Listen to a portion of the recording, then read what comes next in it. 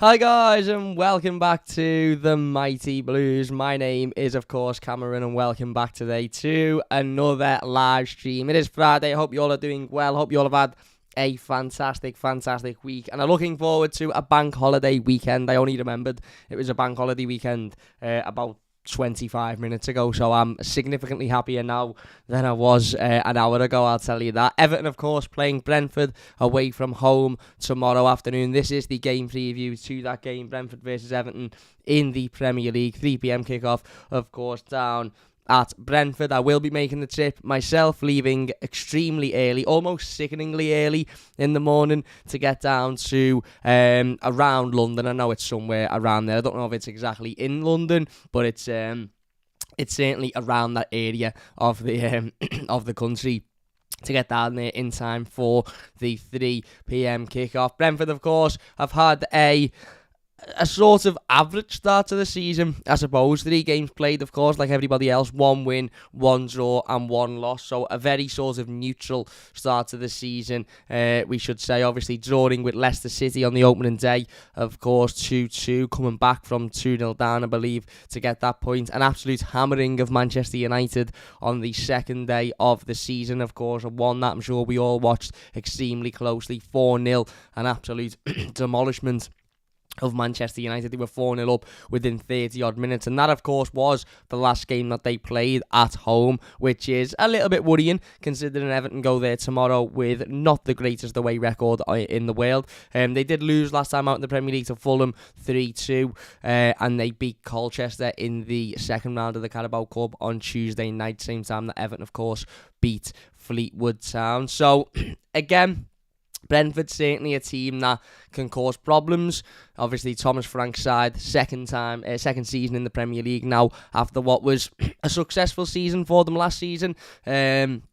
I think they made some really clever January transfer deals in order to solidify their position in the Premier League. I think Brentford were a side that were certainly flirting with a relegation fight prior to January, and then of course they went into the January transfer window. They brought in the likes of Christian Eriksen, who just completely reformed and revitalised their side, and made sure they went from a team that was sort of, you were almost looking at thinking, can they get dragged into this relegation battle with Burnley and Leeds and Everton, etc.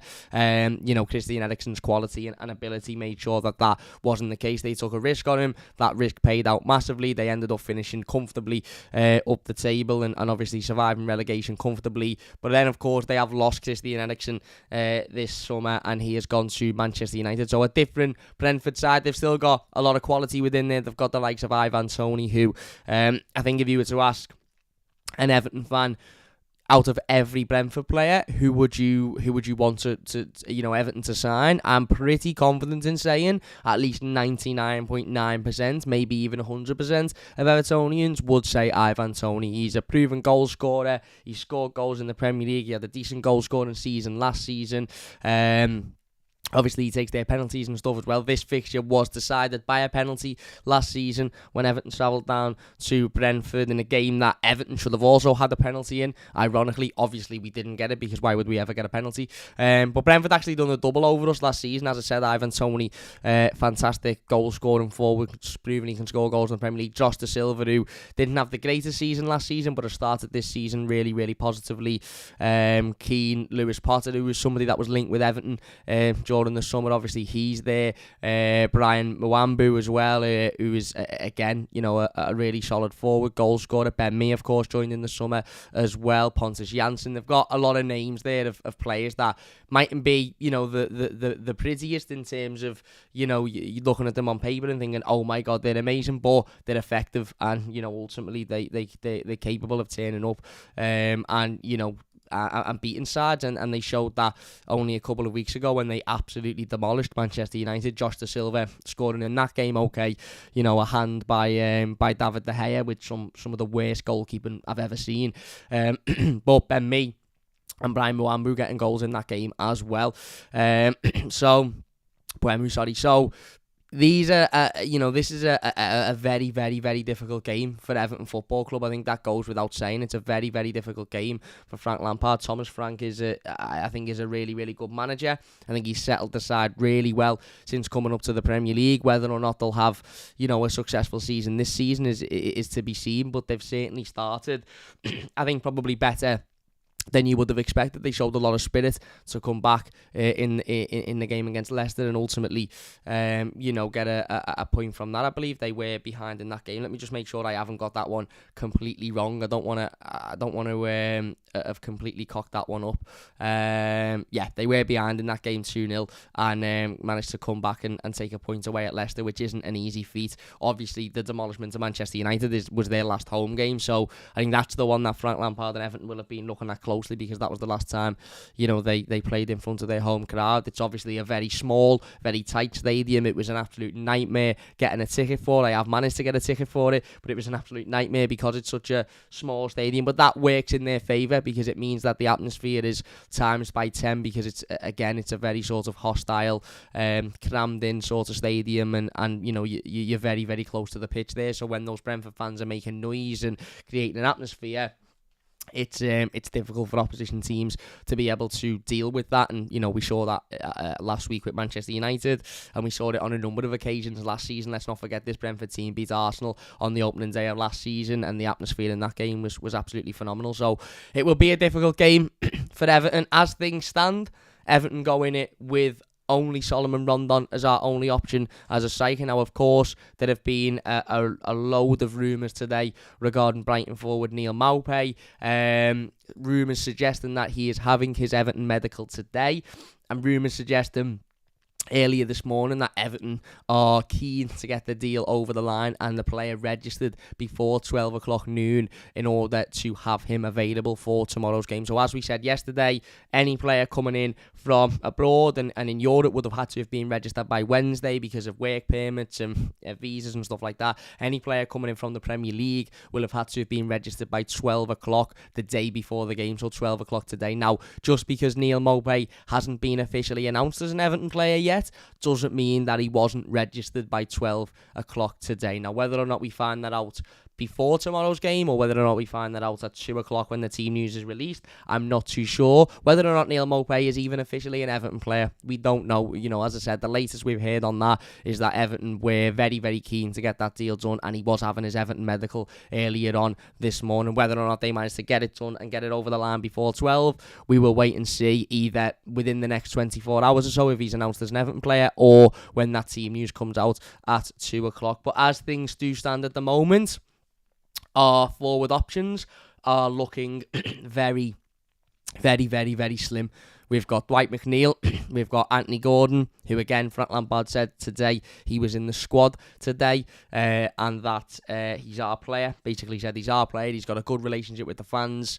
The situation with Chelsea is very much still ongoing. Frank Lampard did confirm that there has not been a £60 million bid for Anthony Gordon. That does not exist, despite some of the rumours that we've been reading over the last few days or so, and that he will be in the squad tomorrow. So you've got Rondon, Gordon, McNeil and Damari Gray. Rondon, who I think we should all remind ourselves played 90 minutes on Tuesday night and is very unlikely to be able to run round for 90 minutes again tomorrow. Certainly not at a level we need him to, but he's not able to do it at a level we need him to anyway, even if he's had 3 or 4 weeks rest, because he's not good enough. And that is where the problem lies. I sat here after the draw with Nottingham Forest and said that if we haven't got a striker in before tomorrow's game, meaning Brentford, then I'll be absolutely furious and I'll be absolutely fuming. And listen, it feels like we're having this same conversation again, doesn't it? Now, whether or not Neil Maupay will have been registered in time for tomorrow's game, again, we'll wait and see. Even if he has been registered in time,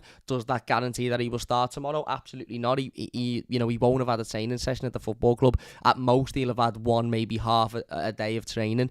So even if he has been registered in time, I think it's probably a big ask for him to turn up tomorrow away from home and start the game. I'm sure if he's been registered, he'll be within the squad, and he may be on the bench and he may come off the bench. But whether he'll start or not is a completely different question. So at the end of the day, we're still sitting here with this same problem. We still haven't managed to sign a striker until maybe the very, very last minute, when it might be a little bit too late. And, okay, we can sit here and say we absolutely need a striker by Tuesday against Leicester, and it looks like we will have at least one by then. But the transfer window's on Thursday as well. So, if we haven't got a striker by next weekend, then we're not going to get one at all because the transfer window is next Thursday. And for me, I'm not too displeased with the Neil Maupay deal, to be honest with you, if it goes through. I think when you look at his stats, he has got, I think, only one less goal than what Richarlison had over the course of the last 3 seasons. I've seen somebody tweet before that had Neil Maupay had been at Everton for the past 3 seasons and scored the goals that he scored at Brighton. Last season, he'd have been our 3rd highest goal scorer. The season before, he'd have been our 2nd, and the season before that, he'd have been our 2nd. So he's very clearly going to come in and improve this Everton team, and he very clearly comes in and is a massive improvement on Solomon Rondon. Whether he's the striker we all wanted or thought we'd get, whether he's an improvement on Dominic Calvert-Lewin, that is absolutely, and I agree, by the way, Everton should not be in the market for players that are significantly worse than Dominic Calvert-Lewin but better than Solomon Rondon. Everton should be in the market for players that are better than Dominic Calvert-Lewin, because then Dominic Calvert-Lewin becomes the number 2, and if Dominic Calvert-Lewin wants to up his game and wants to battle and work hard and fight for his position, then he can fight to improve and potentially become that number 1 again. But if not, he stays at number 2. But maybe that's a bit of an unrealistic sort of hope and an unrealistic ask for Everton. Maybe at this point, the only real options out there were players that we can guarantee are going to come in and score goals in this league. I know we could sit here and say that there'll be a striker in France or Italy or Germany that could come in and do an amazing job. But at the end of the day, we need goals and we need guaranteed goals. And I, as much as I'm not too unhappy with the Maupay deal, as I said, he's a goal scorer. He scored goals in the Premier League before. He knows where the back of the net is, and he's a massive shithouse as well, which is something we're significantly lacking since losing Richarlison. One thing that Neil Maupay and Richarlison do have in common, along with their goal scoring record, is that they are players that are hated by opposition players and opposition fans because they're wind up merchants. They get in defenders' ears, they get in defenders' faces, they cause issues, they wind people up, they wind fans up, and there's a lot to be said about players that can do that, because every single team needs snides in there. The best teams in the world have got snides. Lionel Messi is a massive, massive snide. He's arguably the greatest footballer ever to have played. If you've ever watched him in a game, he's a massive snide. He's horrible. But that's why, because a part of his game is to get in the ear of the opposition, and then his quality obviously shines through. And I'm not comparing Neil Maupay to Lionel Messi. I'm just saying that some of the best footballers in the world have got that sort of snide attitude about them. We absolutely lauded Richarlison for that, and he was a player that every other fan base hated because of the way he was and the type of footballer he is. It's the same with Yerry Mina, and I think Neil Maupay is exactly the same. Having said that, I still think we need another forward. I still think we need another player who can play across the front 3 and can come in and score goals, because I just don't think Neil Maupay is enough to sort of, for me to sit here and go, yeah, okay, I'm convinced that we'll be okay now. Now, don't get me wrong, the manager did say today that Dominic Calvert-Lewin is due back in training next week, or is looking like he'll be back in training next week. He's obviously back on the grass. We know that from a couple of updates we've had over the last few days or so. But the one thing Everton will not want to do is rush Dominic Calvert-Lewin back into this team, because the last time we did that last season, we rushed him back. He wasn't ready, and he ended up picking up another injury, and he effectively spent the entirety of last season out injured, because at a point where we had a decision to make, do we bring him back in or do we give him an extra couple of weeks? We brought him back in. He wasn't ready. His body wasn't ready, and he picked up another injury. So for me, I think if Maupay comes in, I'm relatively happy with it. I think we have to get behind him. And what I do think is we still need to go out and sign another striker. Or certainly at the very, very least, another forward player. Somebody that can play across that front 3. That can play as a winger, that can play as a forward. That can, again, very similar to Richarlison, be able to fill all 3 places across that front 3, because we're so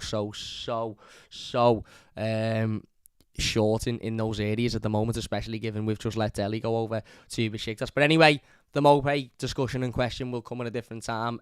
We are going to do another large team where we talk about the Maupay rumours, we talk a little bit more about Anthony Gordon, and a little bit more about a couple of other players that have been linked as well. That'll be in a separate large team. The reality is we've got a game of football tomorrow, and we are more than likely going to have to start with Solomon Rondon up front again, who we've all established numerous times before, but certainly recently isn't good enough to lead the line for Everton Football Club. And I don't see that changing tomorrow. And my biggest worry about tomorrow is this Brentford team are a side that have proven they can score goals. Have proven they can, they can hurt teams. I'm not too worried about us defensively. I know they shift 4 against Manchester United, a very, very bad Manchester United at the moment, by the way. They scored 2 against Leicester. They scored 2 last week against Fulham. So that's, 8 goals in 3 games. If you add the 2 against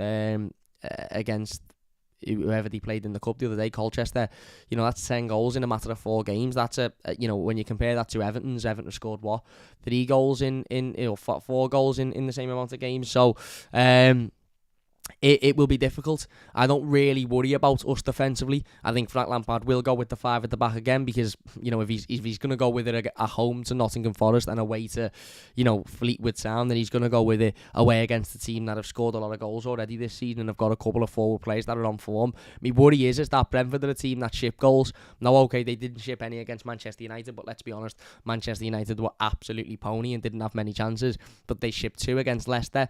In the opening, before they managed to get back into the game, they shipped 3 against Fulham as well, more recently. So they're definitely a team that you can get at. They're definitely a team that you can create chances around. But just looking at this Everton side now, without Neil Maupay, because obviously as things stand at time of recording, he isn't officially an Everton player, and even if he does become an Everton player, we don't know whether or not he's going to be available tomorrow, and even if he is available, we don't know whether or not he's going to have a part to play.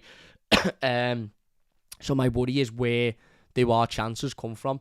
We're away from home, and we all know even last season when we had Dominic Calvert-Lewin available, which wasn't very often, but when we had him available, when we had Richarlison available, away from home, we're not very good.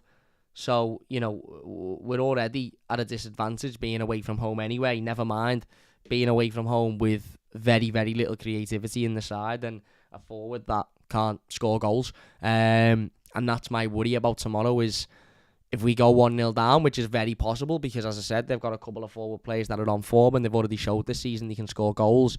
How do we get back in that game? I think we're relying on a couple of players, one of whom is Alex Iwobi, who I think will almost certainly start tomorrow, and has been absolutely fantastic over the course of the last 4 or 5 games, in an Everton shirt. Don't get me wrong, he was fantastic towards the back end of last season as well, but he's been phenomenal this season. As I said, arguably man of the match in every one of his performances, and one is Demarai Gray, who over the last couple of games has improved significantly after what was, I think, a poor start. I don't think he was particularly good against Chelsea on the opening day, and I don't think he was particularly good against Aston Villa either. But give him his due, the last couple of games he's improved massively. He got his goal obviously against Nottingham Forest, which is a really, really good goal, really nice bit of play, good bit of movement, great touch and a great finish. And he got his goal the other day again, really, really nice bit of play, opened his body well and finished it well. And in the last 2 games I think he's looked a little bit more confident, I think he's looked a little bit more assured on the ball, and I think he's looked a little bit sharper in front of goal when he's been given an opportunity. Okay, he still had a couple of chances that maybe he could have done better with, but he's looked sharper than he has done in his previous, never mind 2 or 3 games, the previous 6 months as an Everton player. His goal against Nottingham Forest was his first since Arsenal in October. So the problem now with Demarai Gray is he's coming into a little bit of confidence and he's coming into a little bit of form, and I think he's starting to, improve because of that confidence, but we're so reliant on him. It's almost obvious that Everton are relying tomorrow on Demarai Gray and Alex Iwobi to get them anything out of this game of football. And the defence, of course, because obviously, as we've established, Brentford can score goals and can create chances and are a threatening team. But in terms of us scoring, I don't look at Dwight McNeil and think we'll particularly get anything out of him tomorrow. Anthony Gordon, maybe. I do think Anthony Gordon will start. And maybe you will get something from Anthony Gordon because he might be sitting there now, having listened to Frank Lampard's press conference or seen clips from Frank Lampard's press conference, thinking, hang on, maybe Chelsea aren't so keen on bidding £60 million, because Frank Lampard was very, very, very clear in his press conference earlier this morning that there's been no £60 million bid for Anthony Gordon. So even though all of the rumours and the news and all of the stuff we've read over the last couple of days or so, the manager was very, very, very consistent in the fact that there has been no bid of that amount of money for this player. So maybe Anthony will have listened to that and think, and maybe he'll be thinking, well, if I want to leave here, I need to show Chelsea why I'm worth £60 million, because let's be honest, so far this season, he hasn't showed them why he's worth £60 million, and we all know he isn't. But in his head, he'll be thinking, if I want to go, I've got to go out there and I've got to put in a statement. And I think he sort of tried to do that against Nottingham Forest, but he tried a little bit too hard, and he was trying to do it by, fighting for the ball and throwing tackles in and,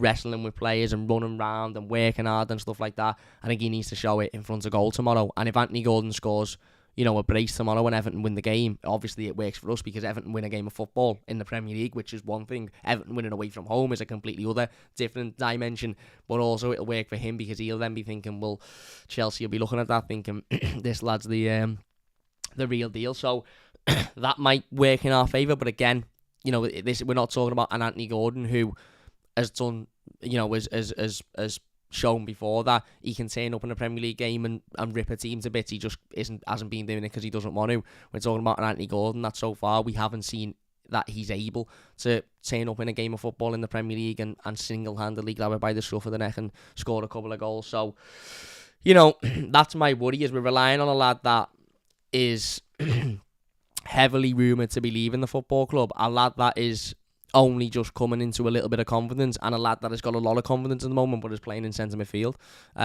Because, as I said, I don't believe you're going to get anything from Dwight McNeil tomorrow, because I haven't seen anything to suggest otherwise. I don't think you're going to get anything from Solomon Rondon. I don't think any of us will be sitting here thinking we'll get anything from Solomon Rondon. And obviously there's always a chance of getting a corner and scoring from that, or maybe Onana going on a good run and getting a goal, but it's difficult. It just is really, really, really difficult to see where the goals are coming from. Really, really, really difficult. And I look at this Brentford team and you can see where their goals are coming from. Ivan Toney, who's, as I said, the goal scorer. Josh Da Silva, who's coming into his own. And Buemo, who's scored goals already this season. And you just look and you think, where are our options? Because, okay, we can look at Damari Gray and say he scored 2 and 2. But, previously he hadn't scored since October. So can we really hang our hat on that? Can we really hang our hat on Anthony Gordon, who, again, in terms of his end product, has looked really poor recently? Can we really hang our hat on Solomon Rondon, who had one shot the other day and it nearly ended up by ours? I don't know. I really, really don't know. And I don't think this is going to be an easy afternoon. Don't get me wrong, this is a game that Everton can win.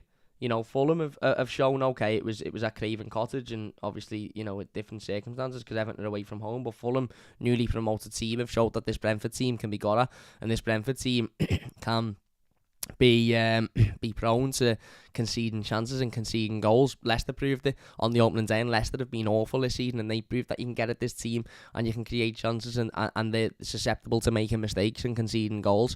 It's just whether Everton have got that, and ultimately, where Everton find that. For me, I'd go with a completely different formation if I was Frank Lampard. I would stick with the 5 at the back because I think he's going to anyway, but I'd actually have 3 in midfield and 2 up front. I'd go 5-3-2, if I'm being completely and utterly honest with you.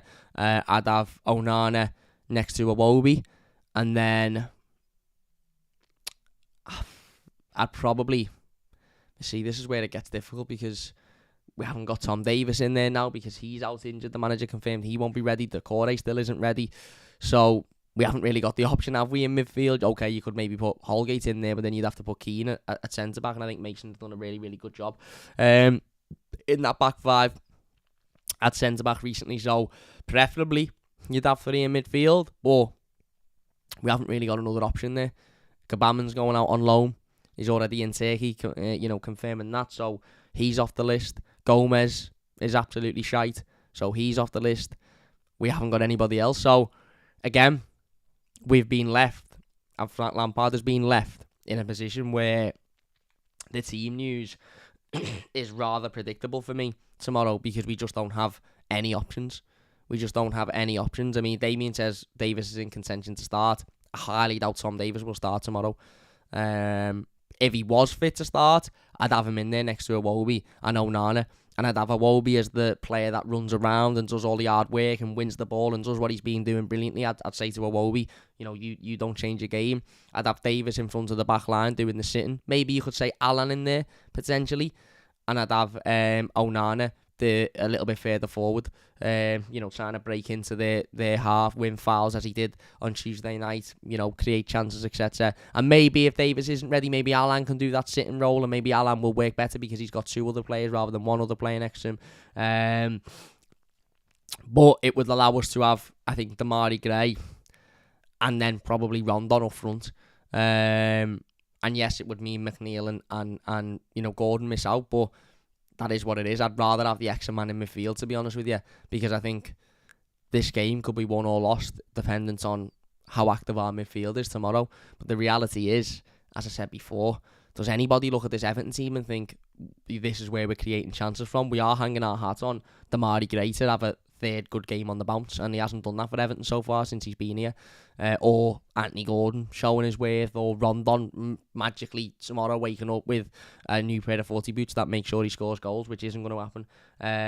As I said, the Mopé situation is what it is, isn't it? The Mopé situation is what it is. He may have been registered before 12 o'clock. He may not have been registered before 12 o'clock. As things stand, he isn't an Everton player.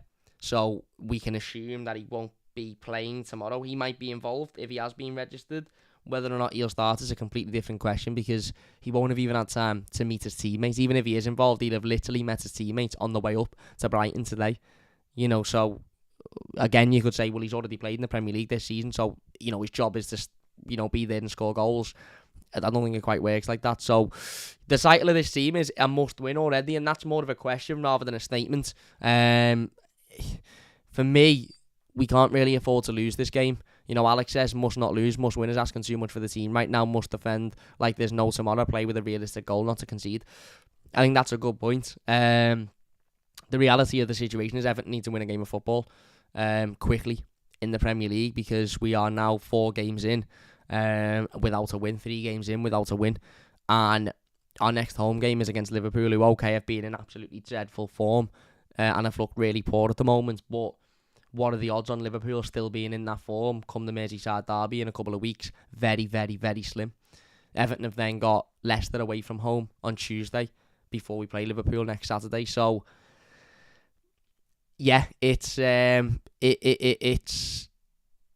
to the point now where you're looking and you're thinking, where does the 3 points come from? Now, Brentford are a beatable team. They weren't great when we played them last season at home. They, as I said, it was decided via a penalty, and Everton should have had the penalty in that game. And they've started okay. They've had that great win against Manchester United. Defensively, they looked really poor against Fulham last week. And as I said, they were up against it against Leicester and managed to get back into the game. So they're definitely a team that you can beat, and they're a team that will give you opportunities, but you just look and think, in this Everton team, who takes those chances, who creates those opportunities. One thing is for absolute certain is this Brentford team, and we looking at Everton thinking, these haven't got much going forward here, so get at them quickly. And Connor Cody, James Tarkowski, Vitaly Mikalenko, I'll assume it'll be Nathan Patterson, and I'd assume Mason Holgate are going to have to be, they're going to have to be completely on form, every one of them. And I say every one of them because Tarkowski wasn't particularly great against Nottingham Forest. We've had moments where Holgate hasn't been particularly great, or Connor Cody I think's looked pretty solid so far in his Everton career, but every single one of them needs to be spot on, because this Brentford team can create chances and they can score goals. Let's get into some of the live comments then before we go into my predicted starting 11. 121 people watching. If you could hit that like button, it would mean an absolute massive amount to me. If you are new to the channel, please do subscribe, by the way. That would be absolutely fantastic as well. Hello, Cam says, Force FIFA, what's happening, mate? Wonderlust says, please let's see Neil Maupay there to wind Brentford up and ruin their day. Well, as I said, he isn't officially an Everton player yet. Whether he will be or not, we'll wait and see. Wonderlust says, and then Man United today by saying, don't let it get to you too much. Beating Brentford isn't for everyone. Imagine he said that. Imagine we beat Brentford for a start. To be honest, if we beat Brentford tomorrow, I'll be on a coach home, not really caring what Man United are doing. I'll be on a coach home with a bottle of rosé wine, absolutely made up. Because I've travelled distance to watch Everton Football Club over the last 12 months, and we ain't won a game when I've been there. I missed Leicester because I couldn't go last minute, and we ended up winning. Up to Zavi says, hi Cam, can't stay for long, going for a meal. No worries, my mate, hope you enjoy your meal. Mark says, how many points before the World Cup? Mark from Bogota. It's really, really hard, Mark. It's really, really hard. I don't really think you can say until we get that first win, to be honest with you, because at the moment, I don't really see where the win comes from. As much as that might be negative, and as much as you might say, but we'll have Mopey by Tuesday, Cam and Leicester are in bad form, and we might have another striker in by then as well. So, we could go to Leicester and win. We could get up, there tomorrow and win. These aren't an unbeatable side. They're not an unbelievable side, but it's just really, really difficult at the moment. Rushane says, is Mopey in the squad tomorrow? Neil Mopey is not an Everton player at this moment. Whether Neil Mopey will be an Everton player over the next few hours, we'll wait and see, but he isn't an Everton player at the moment. That's all we can say. Cam, question about Scram. What's your favourite pie? A Goodison, a chicken, a steak, or a Mopey? That's an amazing shout, by the way. That's an amazing shout, Glenn. But I'm going to answer this in with a realistic answer, because as you all know, when it comes to food, I don't fuck about. I appreciate a good joke every now and then, but I don't fuck about. It's the Balti one, mate. Is it the chicken Balti or just the veg? But whatever the Balti one is, it's spot on. I don't know if they do it actually this season, because I didn't see it on the menu, but to be fair, half the stuff they do isn't on the menu, but it's the Balti one for me. Log says, did Mopey actually do a medical test, or was it just another rumour? Well, according to the news and the journalists and reports, he was having his medical today at Everton, so all as we can really do is believe that or go off of that. Whether he has had or not, we'll wait and see, but that's what we're being told at this moment. That still doesn't mean, by the way, that he'll have signed in time for tomorrow. It really, really doesn't. At the end of the day, he could have had his medical today, but the second part of it wasn't until 1 o'clock, which means he wouldn't have been registered in time. So we don't know. Frank Lampard said Anthony Gordon is an Everton player. He literally is, isn't he? He's in the squad for tomorrow. Kieran Rans, what's happening, Kieran? He says that's a good one. We'll lose this weekend 2-0. Come on, let's have a little bit of optimism. Charlie says 1 in 4 striker, Brighton are shipping him out because he couldn't get enough goals. Look, he isn't. It's not ideal. It isn't ideal, and I understand people saying, oh, we should be going for better, or his stats aren't particularly great, or this, that, and the other. The reality is Everton in a position where a 15, 16, 17 goal a season striker was never gonna be possible for Everton, because of where we are as a club, and probably because of finances as well. I don't mind Neil Mopey. I think he'll come in. I think he'll score goals. He will certainly score a lot more than what Solomon Rondon will, and he will cause problems for defenders. Now, whether or not he's good enough to lead the line is a different question, and when Dominic Calvert-Lewin returns to fitness, we'll wait and see on that, won't we? But the reality is I actually don't mind the deal. I understand why people are a little bit frustrated, but I don't mind it. And by the way, I still do think we need another striker. I'm not sitting here saying, sound, we've got Mopey, absolutely fine, that fills the old. We still need another one, in my opinion. We still need another one. Anyway, let's get into our predicted starting 11 then, because it's a review, and it's a preview, sorry, and that's what we're here to do. Jay says, Cam, to be honest, have you got any confidence for Saturday? I've always got a bit of confidence, because it's a game of football, and anything can happen in a game of football. Anything can happen in the Premier League. Who'd have thought that Brentford would turn up and beat Manchester United 4-0 a couple of weeks ago, even though Manchester United are in awful form? Nobody would have thought that. So I've always got confidence.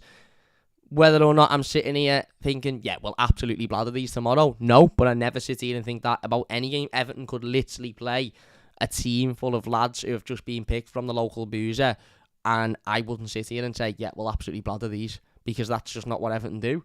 But I've got a bit of confidence, mate, yeah, because ultimately these can be beaten.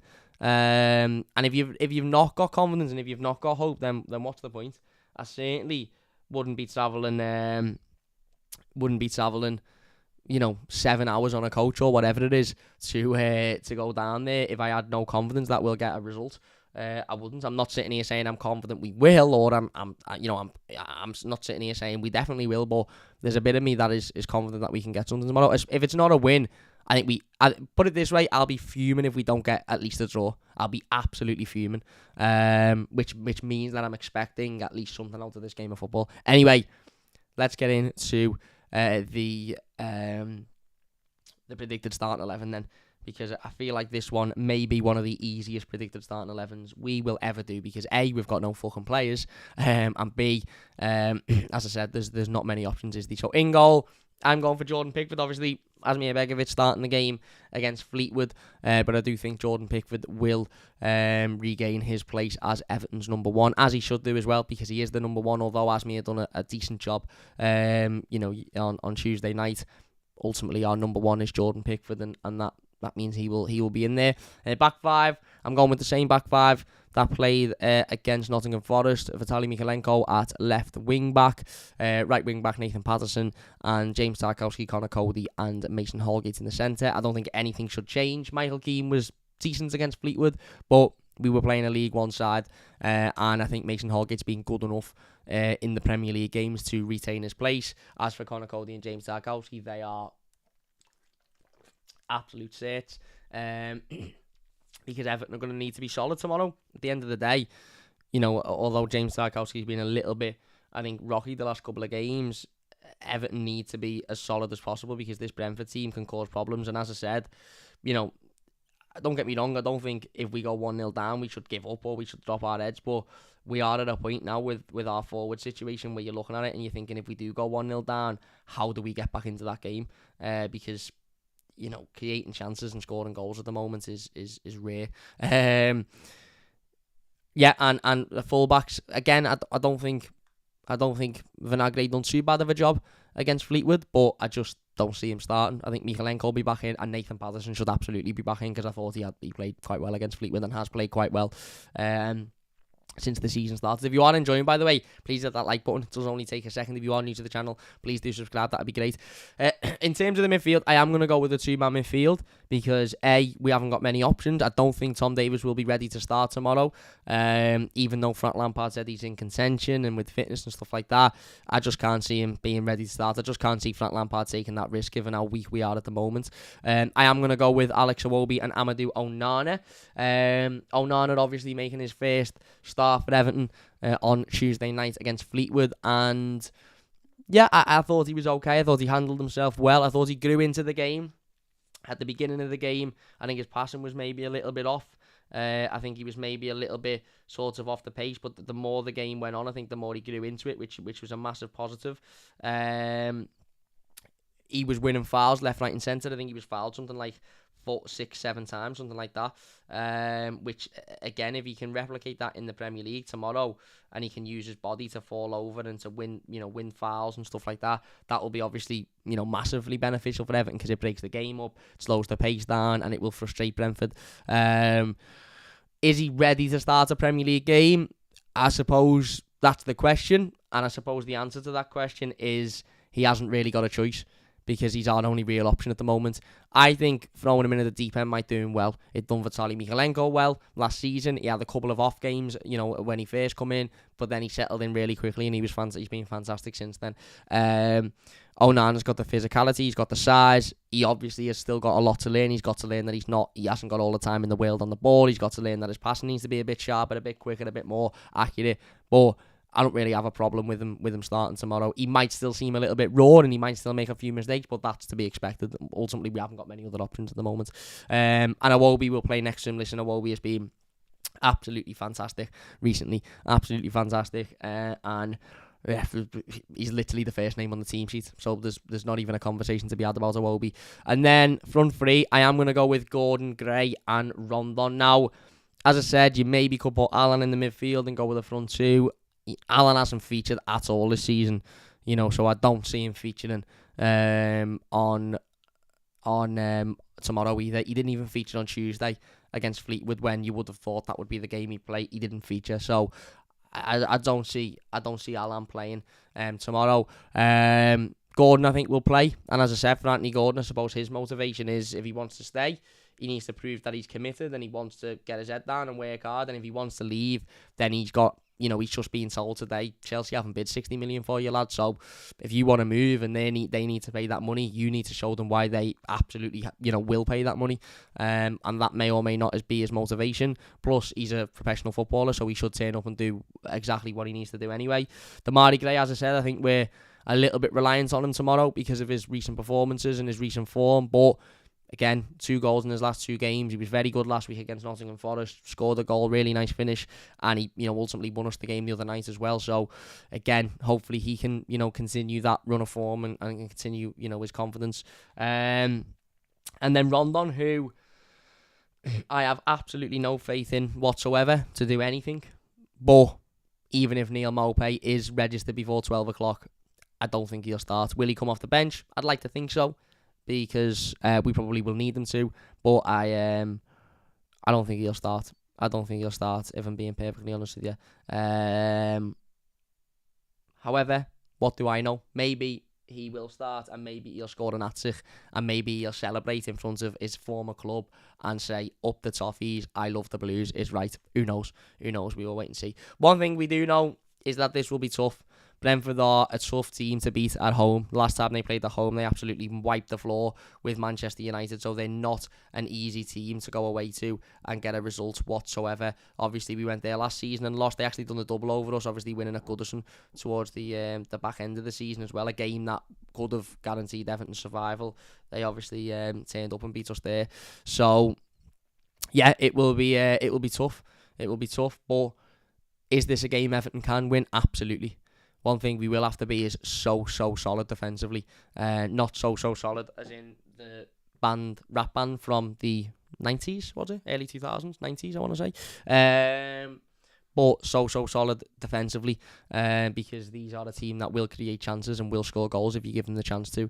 As for where Everton's goals come from, we'll wait and see, won't we? We'll wait and see. But yeah, for me, this is a game that we've got to get something out of. Whether we'll win it or not is a different question, but we've got to get something out of it. Yeah. Jay says, can we concede silly goals? Hopefully they don't score 2 on the bounce and we chase the game as usual. Saludos desde Mexico, says Jorge. What's happening? Lover Wobie says, Anze, me too. Wasn't it Brentford that completely collapsed last season and they scored repeatedly? Well, they weren't in very good form, and then they signed Christian Eriksen, and that absolutely, obviously benefited them massively. Jay says, why the fuck not Cam? He should be effing fit. He's a professional footballer. Well, we could have these arguments about many footballers, couldn't we, mate? But, we all know how it works in professional football, whether that's right or wrong. So Solid Crew says, Denito, yes, absolutely, my mate. Good luck to Everton, but why on earth didn't they sell Gordon and buy Isaac for the same price?